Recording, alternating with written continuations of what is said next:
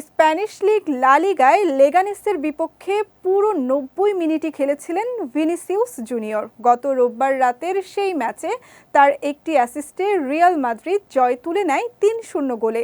তবে ম্যাচের পরদিনই তাকে নিয়ে দুঃসংবাদ দেয় রিয়াল মাদ্রিদ। স্প্যানিশ ক্লাবটির পক্ষ থেকে জানানো হয়, মেডিকেল টিমের পরীক্ষায় তার বাঁ পায়ের পেশিতে চোট ধরা পড়েছে।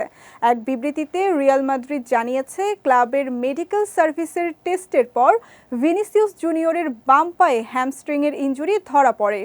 এদিকে ফুটবল বিষয়ক ওয়েবসাইট ESPN জানিয়েছে, ভিনিসিউসের চোট গুরুতর। খেলার জন্য ফিট হতে ৩ থেকে ৪ সপ্তাহ সময় লাগবে তার।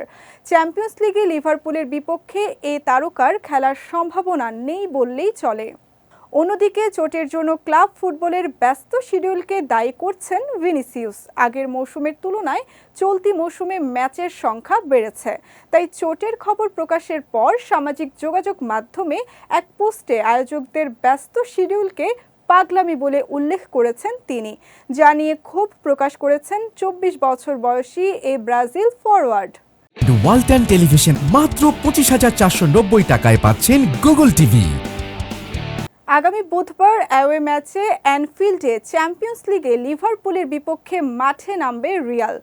এমন হাই ভোল্টেজ ম্যাচে ভিনিসিউসের না থাকা ভোগাবে ইউরোপের বর্তমান চ্যাম্পিয়নদের, এমনটাই ধারণা করছেন সংশ্লিষ্টরা।